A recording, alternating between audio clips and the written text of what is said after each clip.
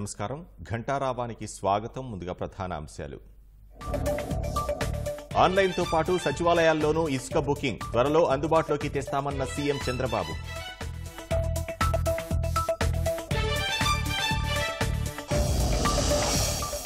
కర్నూలు జిల్లా హోసూరులో టీడీపీ నేత దారుణ హత్య, వైసీపీ మూకల పనేనని తెలుగుదేశం ఆరోపణ.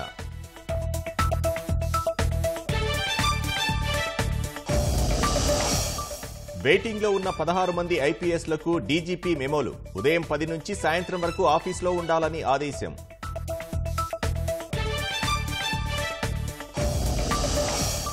ఒంగోలు కార్పొరేషన్లో వైసీపీకి భారీ షాక్, టీడీపీలోకి మేయర్, డిప్యూటీ మేయర్ 13 మంది కార్పొరేటర్లు.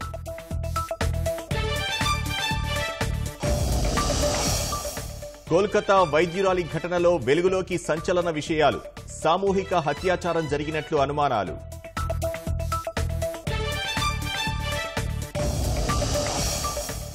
డెబ్బై 78వ స్వాతంత్ర్య వేడుకలకు సర్వం సిద్ధం, పండుగల హర్ ఘర్ తిరంగా కార్యక్రమం.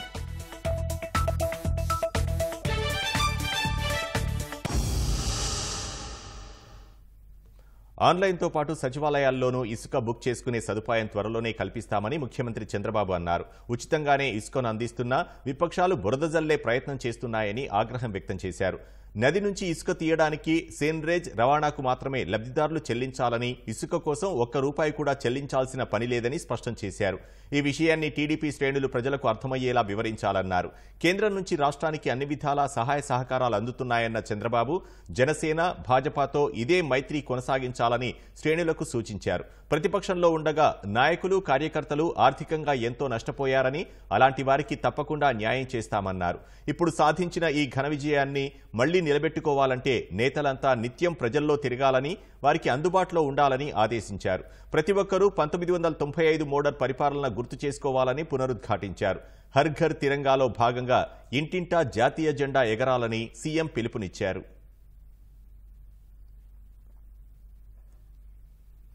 తెలుగుదేశం నేత దారుణ హత్య ఘటనతో కర్నూలు జిల్లా ఉలిక్కిపడింది. పత్తికొండ మండలం హోసూరులో తెలుగుదేశం నేతను కిరాతకంగా హత్య చేసిన దుండగులు సాక్ష్యాధారాలు దొరకకుండా జాగ్రత్త పడ్డారు. కేసును సీరియస్ గా తీసుకున్న జిల్లా పోలీసు యంత్రాంగం నిందితుల వేటలో నిమగ్నమైంది. కర్నూలు జిల్లా పత్తికొండ మండలం హోసూరుకు చెందిన తెలుగుదేశం నేత వాకిటి శ్రీనివాసులు దారుణ హత్యకు గురయ్యారు. తెల్లవారుజామున హోసూరు సమీపంలోని పొలాల్లో బహిర్భూమికి వెళ్లిన శ్రీనివాసులపై అప్పటికే మాటువేసి ఉన్న దుండగులు దాడి చేశారు. వెనక వైపు నుంచి గొడ్డలితో తలపై నరికారు. తలకు బలమైన దెబ్బ తగలడంతో శ్రీనివాసులు అక్కడికక్కడే మృతి చెందారు. హత్య అనంతరం సాక్ష్యాధారాలు దొరక్కుండా మృతదేహంపైన ఘటనా స్థలంలో కారం పొడి చల్లి దుండగులు పరారయ్యారు. హత్య సమాచారం అందుకున్న పోలీసులు ఘటనా స్థలాన్ని జల్లెడ పట్టారు. క్లూస్ టీం, డాగ్ స్క్వాడ్ సాయంతో నిందితుల కోసం గాలింపు చేపట్టారు. ఘటనాస్థలికి కిలోమీటరు దూరంలో ఖాళీ బీరు సీసాలు, ప్లాస్టిక్ గ్లాసులను పోలీసులు గుర్తించారు. ఎస్పీ బిందుమాధవ్ స్థానిక నాయకులు ప్రజలతో మాట్లాడి వివరాలు సేకరించారు. ఇప్పటికే కొన్ని ఆధారాలు సేకరించామని, త్వరలోనే నిందితులను పట్టుకుంటామని ఎస్పీ బిందుమాధవ్ తెలిపారు. వాకాటి శ్రీనివాసులు అనే 45 ఇయర్స్ వ్యక్తిని ఇవాళ పొద్దున్న అరౌండ్ 5:36 మధ్యలో నేచర్ కాల్కి వచ్చినప్పుడు ఎవరో వెనక నుంచి గొడ్డలతో నరికినట్టుగా కనిపిస్తుంది. అక్కడే ఇమీడియట్గా చనిపోయారు స్పాట్లో. చంపిన తర్వాత ఆ సీన్లో కారం జల్లడం జరిగింది. వెంటనే ఇక్కడికి సిఐ గారు, డిఎస్పీ గారు వచ్చారు. అట్లనే క్లూస్ టీం కూడా వచ్చి క్లూస్ కలెక్ట్ చేయడం జరిగింది. క్రైమ్ సీన్ని సెక్యూర్ చేసి నేను కూడా విజిట్ చేసి చూశాను. 3-4 యాంగిల్స్లో వెరిఫై చేస్తున్నాము ఎట్లా జరిగింది అని. ఆల్రెడీ కొన్ని క్లూస్ ఉన్నాయి. ఏముంది అనేది డిటెక్ట్ కాకుండా మేము ముందరే చెప్పకూడదండి. అన్ని కోణాల్లోనూ పరిశీలిస్తున్నాము. సీను హత్యతో ఆయన కుటుంబ సభ్యులు, బంధువుల రోదనలు మిన్నంటాయి. పత్తికొండ ఎమ్మెల్యే శ్యాంబాబు ఘటనా స్థలానికి చేరుకుని శ్రీనివాసులు కుటుంబ సభ్యులను పరామర్శించి ధైర్యం చెప్పారు.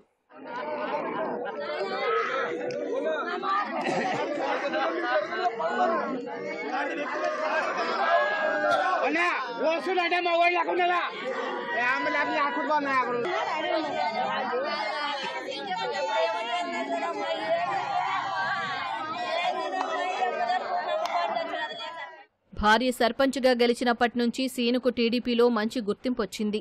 నియోజకవర్గ పార్టీ నేతల ప్రోత్సాహంతో క్రియాశీలక నేతగా ఎదిగారు. 2019 సార్వత్రిక ఎన్నికల్లో హోసూరులో వైసీపీకి 2000 మెజారిటీ వచ్చింది. దీంతో మరింత పట్టుదలగా పనిచేసిన సీను తాజా ఎన్నికల్లో హోసూరులో టీడీపీకి భారీ మెజారిటీ వచ్చేలా కృషి చేశారు. సీను పనితనాన్ని గుర్తించిన పార్టీ అధిష్టానం నామినేటెడ్ పదవి ఇస్తున్నట్లు జోరుగా ప్రచారం సాగుతోంది. సీను ఎదుగుదలను జీర్ణించుకోలేని వారే హత్య చేశారా, రాజకీయ ప్రత్యర్థులు హతమార్చారా, లేదా ఇంకేమైనా కారణాలు ఉన్నాయా అన్న కోణాల్లో పోలీసులు దర్యాప్తు చేస్తున్నారు. వాకిటి శ్రీనివాసులు హత్యను మంత్రి నారా లోకేష్, టీడీపీ రాష్ట్ర అధ్యక్షుడు పల్లా శ్రీనివాసరావు సహా తెలుగుదేశం నేతలు తీవ్రంగా ఖండించారు. ఎన్నికల్లో తెలుగుదేశం తరపున కీలకంగా పనిచేశారనే కక్షతోనే శ్రీనివాసులను చంపేశారని లోకేష్ ఆరోపించారు. తెలుగుదేశం శ్రేణుల సహనాన్ని చేతగానితనంగా భావిస్తూ ఇలాంటి దుశ్చర్యలకు పాల్పడే వారిపై ప్రభుత్వం కఠినంగా వ్యవహరిస్తుందని హెచ్చరించారు. హత్య వెనుక ఎవరున్నా వదిలేది లేదన్న పల్లా శ్రీను కుటుంబానికి పార్టీ అండగా ఉంటుందని హామీ ఇచ్చారు. కర్నూలు జిల్లాలో టీడీపీ నాయకుల్ని లక్ష్యంగా చేసుకుని ప్రత్యర్థులు హత్యలు చేస్తున్నారని స్థానిక టీడీపీ నేతలు మండిపడుతున్నారు. హోసూరు గ్రామము మాజీ సర్పంచ్ మాకు మంచి లీడర్ మన కేఈ శ్యాంబాబుకు 800 మెజార్టీ దాదాపు ఈ గ్రామంలో వచ్చింది. ఆ అక్కస్తో వైసీపీ వాళ్ళు ఈరోజు ఉదయం చంపడం జరిగింది. ఇదే నియోజకవర్గం పత్తికొండ నియోజకవర్గంలో బొమ్మరెడ్డిపల్లిలో మా నాయకుడిని జూన్ 9న చంపారు. కానీ జగన్మోహన్ రెడ్డి గారు ఏం చెప్తా ఉన్నారంటే అరాచకం పాలన జరుగుతా ఉంది, చంద్రబాబు పాలన, రాష్ట్రపతి పాలన పెట్టాలని ఢిల్లీలో పోయి ధర్నా చేస్తా ఉన్నాడు. దీనికి సమాధానం ఏమో చెప్పు జగన్మోహన్ రెడ్డి గారు. మీ వాళ్ళు మా వాళ్ళని చంపుతా ఉన్నారు, దొంగే దొంగ దొంగ అని అరుస్తున్నట్లుంది. ఈ హత్యలకు ఎవరు సమాధానం, ఎవరు బాధ్యత తీసుకుంటారో మీరు చెప్పండి. అంటే కేవలం ఎక్కడైతే మా లీడర్లు బాగా బలంగా ఉన్నారో వాళ్ళని చంపుతా ఉన్నారు. దీనికి పోలీసులు కూడా తగు చర్యలు తీసుకోవాలని డిమాండ్ చేస్తా ఉన్నాం. కర్నూలు జిల్లా హోసూరులో టీడీపీ నేత శ్రీనుని హత్య చేసిన వారిని వదిలే ప్రసక్తే లేదని హోంమంత్రి అనిత తెలిపారు. ఘటనపై కర్నూలు ఎస్పీతో ఫోన్లో మాట్లాడానని, నిందితులను త్వరగా పట్టుకోవాలని ఆదేశించినట్లు చెప్పారు. బాధిత కుటుంబానికి ప్రగాఢ సానుభూతి తెలిపిన అనిత అండగా ఉంటామని భరోసా ఇచ్చారు. ఆ టీడీపీ అతను లీడర్ అయినా ఇంచుమించుగా 8,000 మంది జనాభా ఉన్న ఆ ఓటర్లు ఉన్న విలేజ్కి చాలా పెద్ద లీడర్ ఆయన. అటువంటి వ్యక్తి ఈరోజు అతి దారుణంగా నరికి చంపబడ్డాడు. ఎంత దారుణంగా నరికారంటే నరకడమే కాకుండా దాని మీద కారం జల్లి ఆ నిందితులు పరారైన పరిస్థితి ఉంది. దాని మీద ఇమీడియట్గా నేను ఆల్రెడీ ఎస్పీతో 2 times మాట్లాడాను, అక్కడ ఉన్న కర్నూలు ఎస్పీ గారితో కూడా. ఇమీడియట్గా దాని మీద ఎవరైతే అటువంటి ఆగంతుకులు ఎవరైతే ఉన్నారో, దుండగులు ఎవరైతే ఉన్నారో వాళ్ళందరినీ పట్టుకునే దిశగా ముందుకెళ్తున్నాం. ఒకటి మాత్రం నిజమండి, ఇప్పటి వరకు గొగ్గోలు పెడుతున్న జగన్మోహన్ రెడ్డి వాళ్ళని ఎవరో చంపేస్తున్నారు, వాళ్ళని ఎవరో చంపేస్తున్నారని. కానీ ఈరోజు పరిస్థితి చూస్తూ ఉంటే అధికార పార్టీలో ఉండి ఈరోజు మా తాలూకా నాయకులు కూడా మీరు అబ్జర్వ్ చేస్తే లాస్ట్ టైం రాజకీయ హత్యలు 4 జరిగినాయి కూడా, 3 రాజకీయ హత్యలు టీడీపీ వాళ్ళని చంపేసిన పరిస్థితి కూడా కనిపించింది. ఇప్పుడు ఈరోజు మళ్ళీ ఒక టీడీపీ నాయకుడిని ఈరోజు నరికి చంపడం చూస్తూ ఉంటే నిజంగా వాళ్ళు కావాలని ఇక్కడ లా అండ్ ఆర్డర్ లేదనో, లేదంటే ఇక్కడ ఇబ్బందిగా ఉందనో ఒకటి క్రియేట్ చేయడానికి చేస్తున్న సందర్భాన్ని కూడా మనం చూస్తున్నాం. నిందితులు ఎవరైనా కూడా ఎట్టి పరిస్థితులు వదిలిపెట్టే ప్రసక్తి లేదు. నిందితులు కంపల్సరీగా పట్టుకుని తీరుతాం, మనకు శిక్షించి తీరుతాం. ఒంగోలు కార్పొరేషన్లో వైసీపీ జెండా పీకేశారు. మేయర్, డిప్యూటీ మేయర్ సహా 13 మంది కార్పొరేటర్లు టీడీపీలో చేరారు. ఎన్నికల ముందే 5గురు సైకిల్ ఎక్కగా ఇప్పుడు వీరి చేరికతో కార్పొరేషన్లో కూటమి బలం 25కు పెరిగింది. మరికొందరు కార్పొరేటర్లు గోడ దూకేందుకు సిద్ధంగా ఉన్నట్లు తెలుస్తోంది. ఒంగోలు నగరపాలక సంస్థలో వైసీపీకి గట్టి ఎదురుదెబ్బ తగిలింది. మేయర్, డిప్యూటీ మేయర్ సహా 13 మంది కార్పొరేటర్లు వైసీపీని వీడి తెలుగుదేశంలో చేరారు. Mayor Gangada Sujatha, deputy mayor Vemuri సూర్యనారాయణతో పాటు మరో 11 మంది కార్పొరేటర్లు ఎమ్మెల్యే దామచర్ల జనార్దన్ సమక్షంలో తెలుగుదేశం తీర్థం పుచ్చుకున్నారు. ఎమ్మెల్యే స్వగ్రామం నాయుడుపాలెంకు వెళ్లి మరీ పసుపు కండువా కప్పుకున్నారు. సన్నిహితులైన కార్పొరేటర్లు పార్టీ మారడంతో వైసీపీ నేత, మాజీ మంత్రి బాలినేని శ్రీనివాసరెడ్డికి షాక్ తగిలింది. 50 డివిజన్లు ఉన్న నగరపాలక సంస్థలో తెలుగుదేశం నుంచి 6గురు, జనసేన తరపున 1 గెలిచారు. అప్పట్లో నామినేషన్లు వేయకుండా అడ్డుకుని నాయకులను భయపెట్టి ఫలితాలను ఏకపక్షం చేసుకున్నారు. ఇటీవల జరిగిన అసెంబ్లీ ఎన్నికల్లో టీడీపీ అభ్యర్థి దామచర్ల జనార్దన్ గెలవడం, కూటమి ప్రభుత్వం అధికారంలోకి రావడంతో కార్పొరేటర్లలో అంతర్మథనం మొదలైంది. వైసీపీలో కొనసాగడం కంటే టీడీపీలో ఉంటే ప్రజలకు మేలు చేయవచ్చనే ఆలోచనతో పార్టీ మారినట్లు మేయర్ సుజాత తెలిపారు. ఇప్పుడున్న కార్పొరేటర్లు అందరూ కూడా కొత్త వాళ్ళు, రాజకీయాలు కూడా తెలియని వాళ్ళు. ఖచ్చితంగా వాళ్ళ యొక్క డివిజన్లో ఎంతో కొంత మార్కు వేసుకొని వాళ్ళ డివిజన్ అభివృద్ధి చేసుకోవాలని చెప్పి చాలా ఆశతో వచ్చిన వాళ్ళు, కోట ఆశలతోటి. అయితే వాళ్ళ ఆశలు ఇంకా నెరవేరలేదు. మేము ఇంకా అభివృద్ధి చేయాలంటే ఖచ్చితంగా గవర్నమెంట్తో కలిసి పనిచేయాలి అనే ఒకే ఒక ఉద్దేశంతో, అలాగనే మరి ముఖ్యంగా మన ఎమ్మెల్యే గారు దామచర్ల జనార్దన్ రావు గారు కూడా అభివృద్ధికి మారుపేరుగా మరి ఎంతో పేరు తెచ్చుకున్నారు. కాబట్టి వారితో కలిసి నడవడానికి మేమందరము కూడా ఈ పార్టీలో చేరి వారికి అండగా ఉంటామని చెప్పి తెలియజేస్తున్నాము. అసెంబ్లీ ఎన్నికలకు ముందే 5 వైసీపీ కార్పొరేటర్లు తెలుగుదేశంలో చేరారు. ఇప్పుడు మరో 13 మంది సైకిలెక్కారు. ఇప్పటికే తెలుగుదేశం జనసేనకు కలిపి 7 కార్పొరేటర్లు ఉండడంతో మొత్తం సంఖ్య 25కు పెరిగింది. మరికొందరు వైసీపీ కార్పొరేటర్లు కూడా తెలుగుదేశం వైపు చూస్తున్నట్లు తెలుస్తోంది.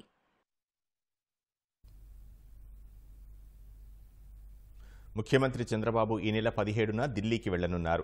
రాష్ట్ర ప్రయోజనాలపై ప్రధాని నరేంద్ర మోదీ, ఆర్థిక మంత్రి నిర్మలా సీతారామన్ను కలిసే అవకాశం ఉంది. మరికొందరు కేంద్ర మంత్రులను కలిసి రాష్ట్ర అవసరాలను వివరించనున్నారు. 17న ఢిల్లీ పర్యటన కారణంగా ఈ నెల 16న పార్టీ కార్యాలయంలో ప్రజా దర్బార్ నిర్వహించనున్నారు. పార్టీ కేంద్ర కార్యాలయం ఎన్టీఆర్ భవన్లో ప్రజల నుంచి సీఎం నేరుగా వినతులు స్వీకరించనున్నారు.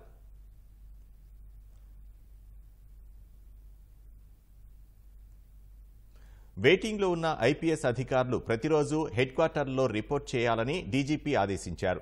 వెయిటింగ్లో ఉంటూ హెడ్ క్వార్టర్లలో అందుబాటులో లేని సీనియర్ ఐపీఎస్ అధికారులకు డీజీపీ ద్వారకా తిరుమలరావు మెమో జారీ చేశారు. రోజు ఉదయం 10 గంటలకు ఆఫీస్కు వచ్చి సాయంత్రం వరకు అక్కడే ఉండాలని నిర్దేశించారు. వెయిటింగ్ హాల్లో ఉన్న అటెండెన్స్ రిజిస్టర్లో సంతకాలు చేయాలని స్పష్టం చేశారు. వెయిటింగ్లో ఉన్న 16 మంది ఐపీఎస్ అధికారులకు ఈ మేరకు ఆదేశాలు జారీ చేశారు.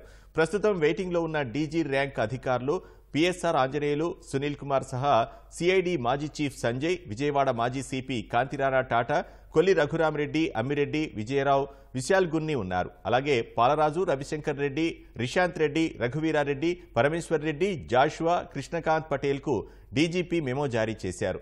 రోజంతా డీజీపీ కార్యాలయంలోనే ఉండాలని, సాయంత్రం అటెండెన్స్ రిజిస్టర్లో సంతకం చేసి వెళ్లాలని స్పష్టం చేశారు. కండిషన్ బెయిల్ తరహాలో ఐపీఎస్ అధికారులు రోజు డీజీపీ కార్యాలయంలో సంతకాలు పెట్టాల్సి రావడం దురదృష్టకరమని తాడిపత్రి మున్సిపల్ చైర్మన్ జేసీ ప్రభాకర్ రెడ్డి అన్నారు. ప్రజల్ని తమను ఎన్నో ఇబ్బందులు పెట్టారని, ఇప్పుడు ఇలాంటి పరిస్థితిని ఎదుర్కొంటున్నారని వ్యాఖ్యానించారు. గత ప్రభుత్వం చెప్పిందల్లా చేయడమే ఈ పరిస్థితికి దారితీసిందని అన్నారు. ఇప్పటికైనా తీరు మార్చుకోవాలని సూచించారు. చాలా దారుణాలు జరిగినాయి. అన్నెసరిగా ఏమీ లేని కేసులు పెట్టి జైళ్లకు పంపించి మమ్మల్ని ఎంత కష్టపడ్డారో, ప్రజలను ఎంత కష్టపడినారో ఆలోచించుకోండి. But I'm not happy. నన్ను కష్టపడినారు, అన్ని చేసినారు, కానీ this should have not been done to my IPS and IAS. So you are today under condition bail. పొద్దునే పోల సంతకాలు పెట్టాలా. తప్పు చేసినారు, నేనైతే అనుభవించాలని చెప్పను. ఎవరికి జరగకూడదు. ఐపీఎస్ కి, ఐఏఎస్ కి మారండి, దయచేసి మారండి. కుమారుడి అరెస్టుపై మాజీ మంత్రి జోగి రమేష్ కుల రాజకీయం చేస్తున్నారని కూటమి ప్రజాప్రతినిధులు మండిపడ్డారు. అగ్రిగోల్డ్ భూ అక్రమాల వ్యవహారంలోనే అరెస్టు జరిగిందని స్పష్టం చేశారు. అక్రమాలపై సమాధానం చెప్పకుండా జోగి రమేష్ కులం పేరు ప్రస్తావనకు తీసుకురావడం శోచనీయమని మంత్రి కొలుసు పార్థసారథి విమర్శించారు. రాజకీయ కక్ష సాధింపులు చేయాల్సిన పని ప్రభుత్వానికి లేదని మైలవరం ఎమ్మెల్యే వసంతకృష్ణ ప్రసాద్ అన్నారు. జోగి రమేష్ గారి కుమారుణ్ణి అగ్రిగోల్డ్ భూ వ్యవహారంలో అరెస్ట్ చేయడం జరిగింది. ఆ విషయంలో జరిగిన తప్పుల మీద స్పందించుకోకుండా ఇదేదో రాజకీయ కక్షతో చేస్తున్నారు అని వక్రీకరించడానికి, ప్రజల దృష్టిని మరల్చడానికి ప్రయత్నం చేయడం శోచనీయం అని చెప్పేసి మనం చేస్తా ఉన్నాను. ఒకవేళ కక్ష సాధింపు ధోరణి ఉన్నట్లయితే వాళ్ళు బయటకు వచ్చి ఈ విధంగా మాట్లాడే అవకాశం కూడా ఉండేది కాదని చెప్పేసి మనం చేస్తామని నేను. జోగి రమేష్ గారు ఒప్పుకున్నట్లు చంద్రబాబు నాయుడు గారి ఇంటి మీద చేసిన దాడికి సంబంధించి చట్టం తన పని తాను చేసుకుంటూ పోతుంది. నిన్న జరిగిన సంఘటన ఏదైతే ఉందో వారి కుమారుడు అరెస్టు, అది కేవలం అగ్రిగోల్డ్ భూములకి సంబంధించిన విషయంలోనే అరెస్ట్ అయ్యారని చెప్పేసి మనం చేస్తామని నేను. కావాలని చెప్పి వేరే సర్వే నెంబర్లో భూమి కొని పక్క సిఐడి భూములు ఏవైతే అగ్రిగోల్డ్ భూములు ఉన్నాయో దాన్ని ఆక్రమించి వాటిని అప్పనంగా అమ్మి ఈ రోజున కులం గురించి మాట్లాడుతా ఉన్నాడు. ఇతని మీద అన్యాయంగా అక్రమాలు కేసులు పెట్టాలని ప్రభుత్వానికి లేదు. అతను చేసిన తప్పులు ఈ జిల్లాలో తెలియని వాడు లేరు. గుణం కలిగినోడెవడు కులం గురించి మాట్లాడు. నువ్వు అధర్మాన్ని పాల్పడ్డావు, తప్పులు చేశావు కాబట్టి నువ్వు శిక్ష అనుభవించక తప్పదు నాయన. కోల్కతాలో జూనియర్ వైద్యురాలిపై జరిగిన హత్యాచార ఘటనలో సంచలన విషయాలు వెలుగులోకి వస్తున్నాయి. మృతురాలిపై సామూహిక హత్యాచారం జరిగినట్లు అనుమానాలు వ్యక్తమవుతున్నాయి. ఆమె మృతదేహంలో అధిక మొత్తంలో వీర్యం ఉన్నట్లు శవపరీక్షలో తేలింది. కలకత్తా హైకోర్టు ఆదేశాల మేరకు సీబీఐ ఈ కేసు దర్యాప్తు చేపట్టింది. అధికారులు 3 బృందాలుగా ఏర్పడి విచారణ చేస్తున్నారు. ప్రత్యేక వైద్య ఫోరెన్సిక్ టీంలతో ఢిల్లీ నుంచి వచ్చిన సీబీఐ బృందం పోలీసుల నుంచి కేసు సమాచారాన్ని, ఫైల్స్ను స్వాధీనం చేసుకుంది. ఘటన జరిగిన ఆర్జీ కార్ ఆసుపత్రికి వెళ్లి వైద్య విద్యార్థుల నుంచి సమాచారం సేకరించారు. దర్యాప్తు జరుగుతున్న తీరుపై ఆగ్రహం వ్యక్తం చేసిన కలకత్తా హైకోర్టు మంగళవారం ఈ కేసును సీబీఐకి అప్పగించింది. ఢిల్లీలో జరిగే 78వ స్వాతంత్ర్య వేడుకలకు సర్వం సిద్ధమైంది. ప్రధాని నరేంద్ర మోదీ వరుసగా 11వసారి ఎర్రకోటపై జాతీయ జెండాను ఎగురవేయనున్నారు. 2047 వికసిత్ భారత్ థీమ్తో జరగనున్న ఈ వేడుకల్లో దాదాపు 6000 మంది ప్రత్యేక అతిథులను ఆహ్వానించారు. వీరిలో రైతులు, యువత, గిరిజన సంఘాలు, మహిళలతో సహా వివిధ రంగాలకు చెందిన వ్యక్తులు ఈ వేడుకల్లో పాల్గొననున్నారు. జాతీయ ఉత్సవాల్లో ప్రజా భాగస్వామ్యాన్ని పెంచాలనే లక్ష్యము కేంద్రం తెలిపింది. 78వ స్వాతంత్ర్య వేడుకలకు అన్ని ఏర్పాట్లు పూర్తయ్యాయి. గురువారం ఢిల్లీలోని ఎర్రకోటలో జరిగే ఈ వేడుకలకు సర్వం సిద్ధమైంది. ప్రధాని నరేంద్ర మోదీ మూడోసారి అధికారం చేపట్టిన తర్వాత తొలిసారి వేడుకలు జరగనున్నాయి. మోదీ 11వసారి త్రివర్ణ పతాకాన్ని ఎగురవేయనున్నారు. ఈ ఏడాది వేడుకలకు దాదాపు 6000 మంది ప్రత్యేక అతిథులను ఆహ్వానించినట్లు కేంద్ర ప్రభుత్వం ఓ ప్రకటనను విడుదల చేసింది. వీరిలో రైతులు, యువత, మహిళలు, గిరిజన సంఘాల నాయకులు సహా అనేక మందికి ఆహ్వానం పంపారు. జాతీయ ఉత్సవాల్లో ప్రజా భాగస్వామ్యాన్ని పెంచాలనే లక్ష్యంతో 6000 మందికి ఆహ్వానం పంపినట్లు కేంద్రం తెలిపింది. 2047 వికసిత థీమ్తో ఈ ఏడాది 15 ఆగస్టు వేడుకలు జరగనున్నాయి. భారత్ను 2047 నాటికి అభివృద్ధి చెందిన దేశంగా మార్చే దిశగా కేంద్ర ప్రభుత్వం చేస్తున్న ప్రయత్నాలకు ఈ వేడుకలు పునరుత్తేజాన్ని అందిస్తాయని తెలిపింది. అలాగే ప్యారిస్ ఒలింపిక్స్లో పాల్గొన్న మొత్తం 117 మంది అథ్లెట్లు ఈ కార్యక్రమంలో పాల్గొననున్నారు. వేడుకలకు హాజరయ్యే ప్రత్యేక అతిథులను 11 బృందాలుగా విభజించారు. ఈ వేడుకల్లో రాష్ట్రాలు, కేంద్రపాలిత ప్రాంతాలకు చెందిన 2000 మంది సంప్రదాయ దుస్తుల్లో కనువిందు చేయనున్నారు. ఉదయం ఎర్రకోట వద్దకు చేరుకోనున్న ప్రధానికి రక్షణ మంత్రి రాజ్నాథ్ సింగ్ నేతృత్వంలోని అధికారిక బృందం స్వాగతం పలకనుంది. అనంతరం రక్షణ దళాలు ఇచ్చే గౌరవ వందనాన్ని ప్రధాని స్వీకరించనున్నారు. ఆ తర్వాత త్రివర్ణ పతాకాన్ని ఎగురవేయనున్నారు. 2 అధునాతన తేలికపాటి ధృవ హెలికాప్టర్లు పూల వర్షాన్ని కురిపించనున్నాయి. అనంతరం జాతిని ఉద్దేశించి ప్రధాని మోదీ ప్రసంగించనున్నారు. 15 ఆగస్టుకు ముందు జమ్మూ కశ్మీర్ దోడా జిల్లాలో జరిగిన ఎన్కౌంటర్లో ఓ ఆర్మీ కెప్టెన్ అమరుడయ్యారు. ఈ ఘటనలో 4 ఉగ్రవాదులను మట్టుబెట్టినట్లు సైన్యం తెలిపింది. దోడా జిల్లా ఉదయ్పూర్లో ఉగ్రవాదులు నక్కినట్లు సమాచారం అందుకున్న భద్రతా దళాలు గాలింపు చేపట్టాయి. ఈ సమయంలో ఉగ్రవాదులు కాల్పులు జరపగా భద్రతా బలగాలు ఎదురుకాల్పులు జరిపినట్లు అధికారులు తెలిపారు. చాలాసేపు కొనసాగిన కాల్పుల్లో ఆర్మీ కెప్టెన్ దీపక్ సింగ్ గాయపడగా ఆయన్ను ఆసుపత్రికి తరలించారు. అక్కడ చికిత్స చేస్తుండగానే కెప్టెన్ దీపక్ సింగ్ అమరుడైనట్లు ఆర్మీ అధికారులు తెలిపారు. ఈ ఆపరేషన్లో 4 ఉగ్రవాదులను హతమార్చినట్లు తెలిపిన అధికారులు అత్యాధునిక M4 రైఫిల్, ఇతర ఆయుధాలు స్వాధీనం చేసుకున్నట్లు చెప్పారు. మద్యం కేసులో ఢిల్లీ సీఎం కేజ్రీవాల్కు మరోసారి చుక్కెదురైంది. ఆయనకు మధ్యంతర బెయిల్ ఇచ్చేందుకు సుప్రీంకోర్టు నిరాకరించింది. ఈ మేరకు సుప్రీంకోర్టు న్యాయమూర్తి జస్టిస్ సూర్యకాంత్, జస్టిస్ ఉజ్జల్ భుయాన్తో కూడిన ధర్మాసనం పేర్కొంది. కేంద్ర దర్యాప్తు సంస్థ ఆయన అరెస్ట్ను ఢిల్లీ హైకోర్టు సమర్థించడాన్ని సవాల్ చేస్తూ కేజ్రీవాల్ దాఖలు చేసిన పిటిషన్పై సీబీఐకి నోటీసులు జారీ చేసిన న్యాయమూర్తులు తదుపరి విచారణను ఈ నెల 23కు వాయిదా వేస్తున్నట్లు ప్రకటించారు. రాష్ట్రంలో రేపటి నుంచి ప్రారంభం కానున్న అన్న క్యాంటీన్లకు ఎన్టీఆర్ మెమోరియల్ ట్రస్ట్ తరఫున ముఖ్యమంత్రి చంద్రబాబు సతీమణి భువనేశ్వరి ₹1 కోటి విరాళం అందించారు. ఈ మేరకు విరాళం చెక్కును మున్సిపల్ శాఖ మంత్రి నారాయణకు అందజేశారు. పేదల కడుపు నింపేందుకు ప్రభుత్వం ఏర్పాటు చేస్తున్న అన్న క్యాంటీన్లు ఎంతో గొప్ప కార్యక్రమం అని భువనేశ్వరి అన్నారు. పేదవాడికి కూడు, గూడు, గుడ్డ అనేది ఎన్టీఆర్ నినాదమని ఆమె గుర్తు చేశారు. ఎన్టీఆర్ స్ఫూర్తితో పేదల ఆకలి తీర్చడానికి తలపెట్టిన ఈ కార్యక్రమానికి తనవంతుగా విరాళం అందించినట్లు తెలిపారు. ₹5కే కడుపు నింపడం అనేది ఎంతో గొప్ప కార్యక్రమమన్న భువనేశ్వరి పేదలకు, రోజు కూలీలకు, కార్మికులకు ఈ అన్న క్యాంటీన్లు ఎంతో ఉపయోగపడతాయని అభిప్రాయపడ్డారు.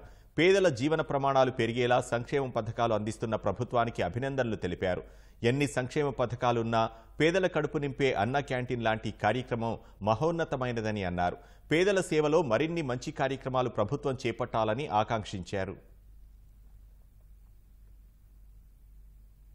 ఆంధ్రప్రదేశ్లో నూతన ప్రభుత్వం ఏర్పాటుతో తెలంగాణ నుంచి పెట్టుబడులు తరలిపోతాయన్న అంచనాలను ఆ రాష్ట్ర సీఎం రేవంత్ రెడ్డి కొట్టిపారేశారు. హైదరాబాద్ లాంటి మహానగరం అత్యున్నత మౌలిక సదుపాయాలు ఉన్న చోటు నుంచి పెట్టుబడులు ఇతర రాష్ట్రాలకు వెళ్లే అవకాశమే లేదన్నారు. తెలంగాణకు పొరుగు రాష్ట్రాలతో పోటీ లేదని, ప్రపంచంలోనే పోటీ పడుతున్నట్లు స్పష్టం చేశారు. హైదరాబాద్లో ప్రముఖ ఐటీ సంస్థ కాగ్నిజెంట్ నూతన క్యాంపస్ను రేవంత్ ప్రారంభించారు. ఆంధ్రప్రదేశ్లో ప్రభుత్వం మారంగానే తెలంగాణకు ఆంధ్రప్రదేశ్కు పోటీ ఉంటుంది, తెలంగాణ నుంచి ఆంధ్రప్రదేశ్కు పెట్టుబడులు తరలిపోతాయేమో అని ఒక చర్చ. నేను ఒక మాట స్పష్టంగా చెప్పదలుచుకున్నాను. నా పోటీ ఆంధ్రప్రదేశ్, కర్ణాటక, తమిళనాడుతో కాదు, నా పోటీ ప్రపంచంతోనే. హైదరాబాద్ నగరం నా దగ్గర ఉంది. ఈ ప్రాంతం పక్క రాష్ట్రాలతో పోటీ పడే ఆలోచన నుంచి ప్రపంచంతో పోటీ పడడానికి ఎప్పుడో మా ఆలోచనను మేము విస్తరించుకున్నాము. ప్రపంచం అవసరాలు తీర్చడానికి ఈరోజు మేము 4th సిటీని ఒక ఫ్యూచర్ సిటీగా మేము డిజైన్ చేస్తున్నాము.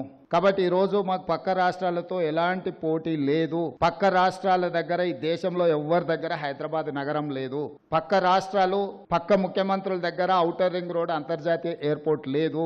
అన్నిటికంటే ఇక్కడున్న ఎన్విరాన్మెంట్ ఈ దేశంలోనే ఎక్కడా లేదు. ఇక్కడున్నంత మంచి వాతావరణం, ఇక్కడున్నంత శాంతి భద్రతలు, ప్రశాంతంగా ఉండడం, ఎక్కడి నుంచి అయినా కనెక్ట్ కావడానికి అన్ని రకాల ఇన్ఫ్రాస్ట్రక్చర్ మన దగ్గర ఉన్నది.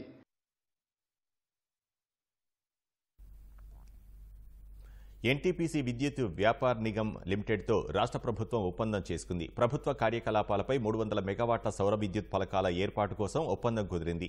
ముఖ్యమంత్రి చంద్రబాబు సమక్షంలో ఎన్టీపీసీ, ఏపీ నెట్ క్యాప్ సంస్థలు ఒప్పందం కుదుర్చుకున్నాయి. రాష్ట్రంలోని ప్రభుత్వ కార్యాలయాలు, భవనాలపై సౌర విద్యుత్ ఫలకాలు అమర్చేందుకు వీలుగా ఇరు సంస్థల మధ్య ఒప్పందం కుదిరింది. 2025 నాటికి ప్రభుత్వ కార్యాలయాలపై సౌర విద్యుత్ ఉత్పత్తి కోసం సౌర ఫలకాలు అమర్చాలని ప్రభుత్వం నిర్ణయించింది. సౌర విద్యుత్ ఉత్పత్తి చేయడంతో పాటు కర్బన ఉద్గారాల తగ్గింపు దిశగా 25 ఏళ్ల పాటు ఈ ఒప్పందం విద్యుత్ వ్యయాన్ని తగ్గిస్తుందని సీఎం చంద్రబాబు ట్వీట్ చేశారు. 300 మెగావాట్ల విద్యుత్ రూఫ్ టాప్ వ్యవస్థల ఏర్పాటు ద్వారా ఏటా 118,27 లక్షల రూపాయల మేర విద్యుత్ ఆదా అవుతుందని అంచనా వేశారు. 25 ఏళ్లలో 2,957 కోట్ల రూపాయల మేర ఆదా అవుతుందని సీఎం స్పష్టం చేశారు. దీంతో పాటు ఏడాదికి 3,41,000 మెట్రిక్ టన్నుల కర్బన ఉద్గారాలు తగ్గుతాయని, 25 ఏళ్లలో 85,25,000 మెట్రిక్ టన్నుల కర్బన ఉద్గారాలు తగ్గించగలమని తెలిపారు.